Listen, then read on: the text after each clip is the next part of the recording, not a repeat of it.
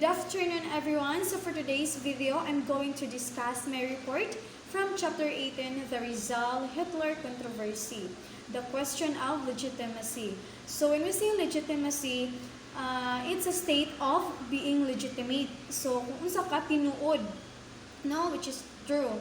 So karon atong hibaluan kung unsa ang relationship or unsa connection ni Rizal kang Hitler. Okay, so before we discuss about ni Rizal and ni Hitler, so I'm going to share with you guys sa akong na-research, about this topic. So, this is such a short summary sa story nila, no? So, the Rizal-Hitler controversy. So, it was considered that Alois Hitler was the father of Adolf Hitler. So kini day si kanang Alois Hitler, no? Gi-consider nga papa siya ni Adolf Hitler. So kining Adolf Hitler mo ni siya ang kanang issue nga kanang anak siya ni Rizal. So however, there is no solid proof that he was the biological father of Adolf Hitler. So wala siya kanang valid or solid proof nga kanang biological father niya si Adolf Hitler. So Alois Hitler himself is an illegitimate son of his paternity was never established. So no, si Alois Hitler po di ay masisi ko galingon is usa po siya ka illegitimate son, no? And then there are events that will make you think Rizal is the real and biological father of Adolf Hitler. So here are some of information that will make you think that they have a connection. So makanadyo nga na connection sa ilahang duha. Okay, so as Rizal said in his poem titled Las Flores de Heidelberg, yes, which means to the flowers of Heidelberg. So kani Heidelberg is a place part of Germany. Okay, so akong basahon ang poem. I always think of Germany. I always talk of German loyalty and integrity. When I hear German spoken, I am glad as if it were my mother tongue. I will dedicate my last farewell to Germany. I owe Germany my best remembrances. So Rizal loved Germany people so much, no? So how much more for its women? So ang gi-state niya sa maong poem, gabi iyang pag-describe sa Germany kanang love jud niya ang place na Germany. Then love pud niya ang mga people didto kay kanang siguro sa kanang mga personalities na attitude sa mga German people. So how much more daw kuno kung sa when it comes sa mga babae. Okay, so did Rizal implicitly mention in his poem the real meaning of the flowers of Heidelberg? So was he really thinking of Heidelberg when he was writing this poem? Or could he be thinking of someone who he spent good times in Austria? Okay, so kanang nag-overthink na tanong. So kanang wag na actually something, no? Sa kanang kining poem. So siguro na kamit siya dito og babae nga German. Okay, so Rizal went to Germany on June of 1883. Okay, so and during his stay, he was very fascinated of the country that he went from city to city. So Adolf Hitler was born April 20, 1889, which means Hitler was conceived around July or August on 1888. So it was also evident in Rizal's diary that he was still in Europe during this time. And why would Hitler be a son of Rizal? No, so natawo si kanang si Rizal mingadto sa Germany adtong June sa 1883. And then during sad nga nagstay siya didto, si Adolf Hitler was born April 20, 1889, which means si Hitler na kanang was conceived around July or August of 1888. So kanang usa siya ka evident, di ba, nga kanang si Rizal naa siya sa Europe during this time. So nganong makaingon ta nga kanang anak niya si Hitler. So anak ni Rizal si Hitler. So actually, Rizal's travel buddy Max Viola wrote in his diary, and Rizal met a Venice woman while they were at Hotel Metropole. So mao di ay kay kini si Rizal, no, sa iyahang na siya ka iyang travel buddy kay si Max Viola. So mao ang nag-wrote, may nagsulat sa iyahang diary. And then si Rizal daw kuno aduna siya kanang na meet no nga Venice woman while kana nagstay siya sa hotel nga gingalan og Metropole. So there was also an evidence that the woman whom Rizal met in the hotel was named Clara Polzi. Okay, so ang babae nga na-meet ni Rizal dito sa hotel kay si Clara Polzi. So Hitler's mother. So muna siya ang mama ni Hitler. So pangutana, ngano, why man? So it was said that Rizal lost his tie diamond pin. No, so ngano naaman dito ng bayhana? Ngano nagkita man sila ni Rizal? Okay, so si Rizal daw kuno kay nawala ang iyahang tie diamond pin naggihatag sa iyahang mama. So siguro valuable to nga thing no para kay Rizal. Unya kinisi kanang unya ang katude ay nga kanang tie diamond pin nakit-an sa babae nga mao si Clara Polzi. Okay, so ngano sa tanang babae no nga kana makakita sa iyahang pin nganong si Clara Polzi man. Okay, so it was also told that this woman returned the diamond pin to Rizal. So giuli ni kanang Clara ang pin kay Rizal. So lots of people said the reason why Clara found the pin is because she was a maid that time. Okay, so mao di ay nga kanang si Clara ang nakakita sa pin because usabi siya ka maid atong time. So but there were also rumors that they were having good times with each other. So naaday kunoy kanang mga storya nga kanang nagkasunduay pud ni si Rizal ug si Clara. Okay, so Rizal also had a German friend named Dr. Adolf Meyer. So grabe no ang mga pangalan nila kay pare-parehara pero lahi apelyido. So si Rizal naa siya usa ka German friend nga nagnalan og si Dr. Adolf Meyer. So his name sounds familiar, right? So sa akong gingon gini ha. So although Hitler was said to be born in Braunau, Austria. In his writings, he indicated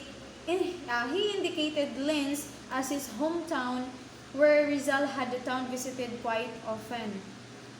Then, other historians indicated that Hitler might have in fact moved to Linz. So Hitler's oldest brother, Gustav, was born on May 17, 1885, and his sister Ida was born in 1886. However, both died before Hitler was born. So na mga igsuon di ay si kanang Hitler, ang oldest brother niya o gagiyang kanang igsuon nga babayi. So unfortunately, namatay ito ang duha before si Hitler natawo. So in Berlin, no, place siya. In Berlin, Rizal finished his book Noli Me Tangere. So if you read it, one of the characters is named Maria Clara. Okay, so kung atong nabasa ang book ni Jose Rizal nga Noli Me Tangere, so to ay di ba kay to ay kanang character nga gining og Maria Clara. So sounds as Clara sa iyahang na-meet dito sa hotel. So Rizal was again in Europe from May 24, 1888 until October 18, 1891. So he was in London, Paris, Brussels, Madrid, Beatrice, Ghent, which means Rizal was there during the time Hitler was born. Okay, so di ba kanang makarata nga kanang nga kanang may posible jud nga si Rizal ang papa ni kanang Adolf Hitler, kay si Rizal hingadto siya sa Europe from May 24, 1888 until October 18, 1891. And then si Hitler natawo pagka April 20, 1889, no? So may posible nga during natawo si kanang Adolf Hitler na si Rizal didto. Okay, so mo to siya ang kanang story, no, behind sa kini nga topic. Siguro makahunahuna ta nga kanang anak jud ni kanang ni Hitler's anak ni anak ni Rizal si Hitler, kay naay mga kanang evident, no, nga posible siya ang amahan. Okay, so now let's talk about the facts about Rizal and Hitler. Okay, so facts about Hitler. So the claim that Adolf Hitler was Rizal's progeny must be based on the following facts. So first, Adolf Hitler was born on April 20, 1889. So in the little village of Braunau, near the German-Austrian border. That means he was conceived sometimes in August 1888. Okay, so di ba natawo si Hitler April 20, 1889, tapos himbalik sa Europe si Rizal May to siya in 1888 niya lagi on until October 18 October 1891 di ay. Okay, so he was born an Austrian and remained one until the 1930s. So the name of Hitler's mother was Clara Pols. What lisod man ni hilbaso niyang pabasa kay Polzl, no, Pols. And then mo ni siya ang na-meet ni kanang Rizal sa hotel. So at one time Clara Pols was made in Vienna, no, dito sa kanang hotel. So siya to ang gi-mention sa story. And then Hitler always considered the town. So Linz in Austria his hometown. So in his political testament, he called it my hometown of Linz on the Danube. So Hitler's oldest brother Gustav was born on May 17, 1885, and his sister Ida born in 1886. So both died before he was born. So muna to siya. So ang sa katong story kung ibasa ganiha, na kuha na po siya, accurate po siya sa libro, no? Okay, so moto siya ang kanang mga information about ni Hitler. So proceed ta kay Rizal. So facts about Rizal. So now combine the above information with the following pulled from the life of Rizal. So atong kanang i-combine, no, ang mga ang about kay Hitler o karon about kay Rizal. So in February 1, 1886, he left Paris for Germany. So he went to Heidelberg, Wilhelmsfeld, and Munich in Bavaria, all somewhat near a German-Austrian border. So on August 9, 1886, he left for Leipzig. So visiting various German cities along the way, arriving there in August. No, bisan asa na lang naabot si kanang Rizal. Okay, so in October of the same year, he went to Dresden and then to Berlin. So in Berlin, he finished No Limit ang Here. One of the book's character is named Maria Clara. So kanang nag-birthing tapod ta nga kanang ang kining Maria Clara ang iyang kanang characters nga ri katong mama ni Hitler. So on May 11, 1887, Rizal began his grand tour of Europe. So he went to Dresden, Tiskin, Prague, and the Brunn. So where he lost a diamond stick pin and lagi, the diamond stick pin. So tungod ato lang jud nga pin, so na-meet niya ang Vienna woman niya si Clara. So where he got back his diamond stick pin, which was found by a maid in the hotel where Rizal stayed in Brunn in Austria. So dito nag-start, no? So Rizal visited Austria in May 1887, and according to Rizal traveling companion Maximo Villa, Rizal spent a night with an unknown Austrian woman. So Rizal's voyage ended at Linz. Okay, so basta may connection, no? Pangutan mo si connection. So put all this information together, you will be able to conclude the following. Okay, so una, Hitler was conceived either in 1887 when Rizal passed through Linz or other towns such as Brunn. How do you think he lost the diamond stick pin? So who was the maid who found it? So di ba? Oh, si Clara to nga maid ang nakapunit sa mga pin. Then number 2, or he was conceived in August 1888 when Rizal was supposedly in London, or in September 1888 when Rizal went to Paris for a week to have a rendezvous with Clara. Paunta rito, Clara.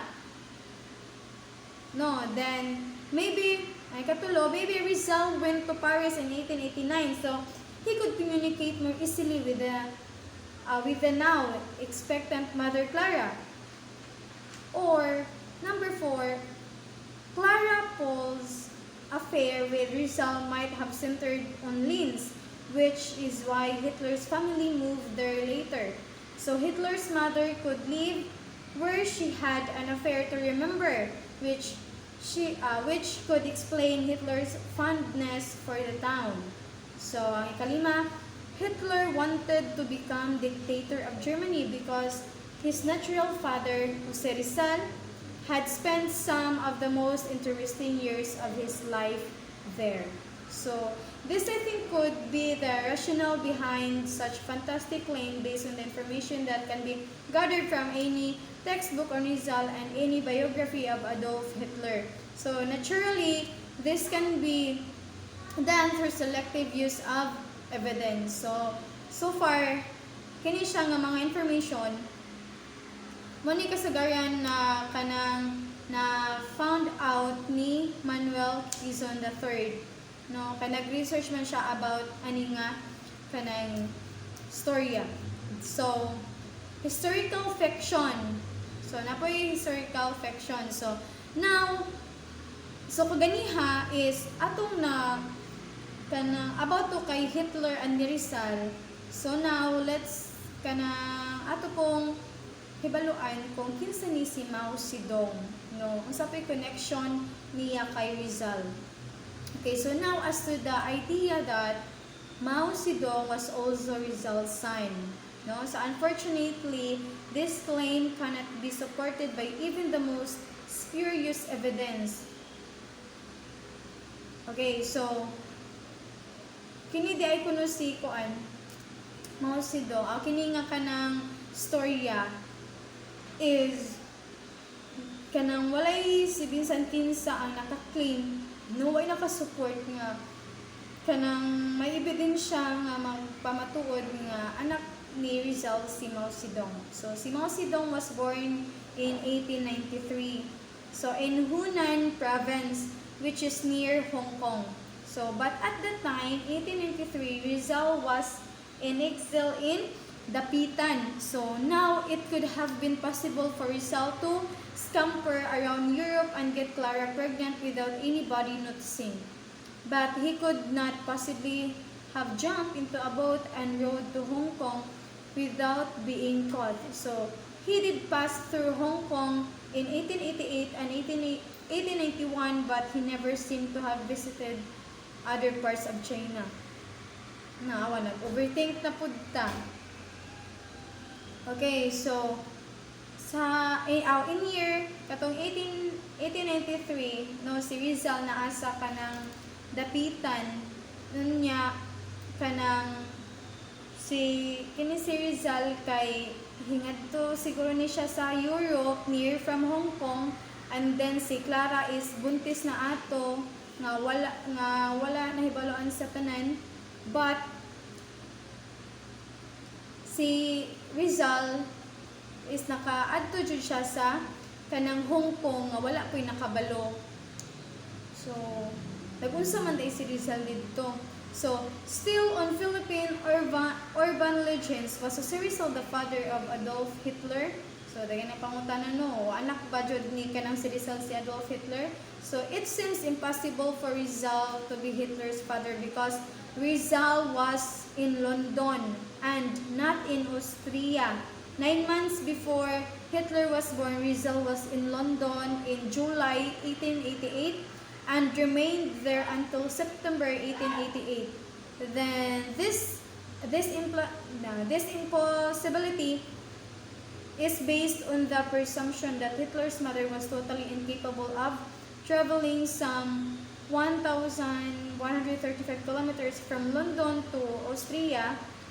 Then if you consider the chances of a particular sperm fertilizing a particular egg, given the astronomical numbers, you'd probably find that completely impossible. Unless kung si Hitler Dacono was a delayed baby.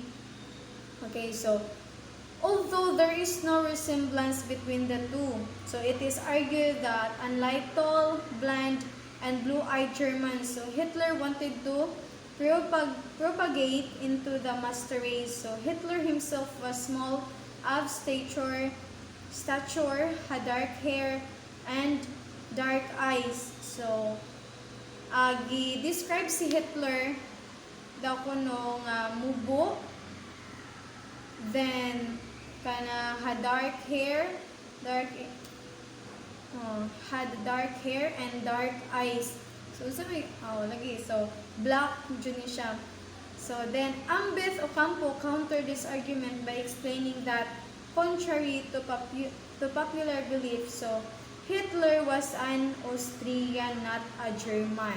Okay, so na-confirm na to nga si Adolf Hitler is dili siya German but an Austrian. So the conclusion is next reporter nga si Maylene Abali. Okay, so that's the end of my report. Thank you and God bless everyone.